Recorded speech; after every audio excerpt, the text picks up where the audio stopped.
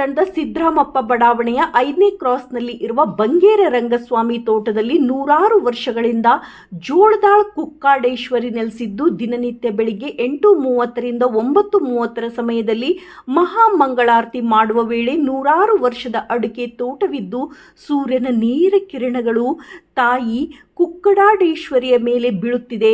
ಭಕ್ತರು ವೀಕ್ಷಿಸಲು ಆಗಮಿಸುತ್ತಿದ್ದಾರೆ. ತಾಯಿ ಮದುವೆ ಆಗದವರಿಗೆ, ಮಕ್ಕಳು ಆಗದವರಿಗೆ ವರವನ್ನು ನೀಡುತ್ತಾ ಬರುತ್ತಿದ್ದಾಳೆ. ಎಲ್ಲರಿಗೂ ಒಳ್ಳೆಯದು ಮಾಡಲಿ ಎಂದು ರೈತ ಸಂಘದ ತಾಲೂಕಾ ಅಧ್ಯಕ್ಷ BS ರಂಗಸ್ವಾಮಿ ತಿಳಿಸಿದ್ದಾರೆ. ವರದಿ ಕೆ ನಾಗರಾಜ್, ಹೊಳಲ್ಕೆರೆ. ಇದು ಮಲೆಗುಡ್ಡದ್ದು ಕುಕ್ಕಡದಮ್ಮ ಅಂತೇಳಿ ನಮ್ಮ ಈ ಮಲೆಗುಡ್ಡ ಜೋಳದಾಳಲ್ಲಿ ನೆಲೆಗೊಂಡ್ಕೊಂಡಿರೋ ತಾಯಿ. ಈ ತಾಯಿ ಇಲ್ಲಿ ನಮ್ಮ ಏನು ಶ್ರೀರಾಮಪ್ಪ ಬಡಾವಣೆ 5ನೇ ಕ್ರಾಸು ಬಂಗಿ ಸಿದ್ದಪ್ಪ ಅವರ ತೋಟದಲ್ಲಿ ಒಂದು ಸ್ಥಾಪನೆ ಮಾಡಿದ್ದು. ಆ ಸ್ಥಾಪನೆ ಮಾಡಿದಾಗಲಿಂದ ಪೂಜೆ ಪುರಸ್ಕಾರ ನಡೀತಿದ್ದಾವೆ. ಮೊದಲು ಭಾಳ ವಿಚಿತ್ರವಾಗಿ ಅಪ್ಪಣೆ ಆಗ್ತಿದ್ದು. ಒಂದೊಂದ್ಸರಿ ತ್ರಿಶೂಲದಲ್ಲಿ ನಿಂಬೆಹಣ್ಣು ಕೇಳಿದರೆ ತೆಗೆದು ಮನುಷ್ಯನ ತಕ್ಕಲು ಹೋಗಿ ಒಂದು ಸಂಸ್ಕಾರ ಇತ್ತು.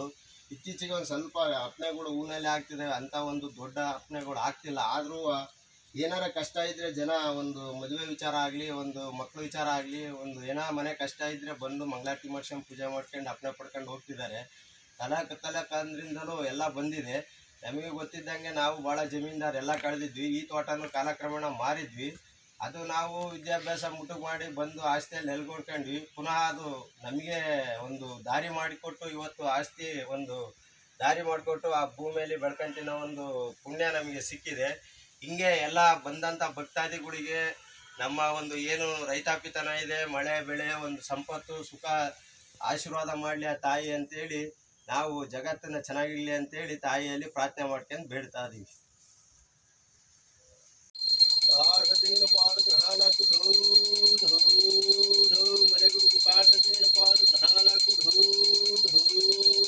ಆದಿಶಕ್ತಿಯ ಪಾದ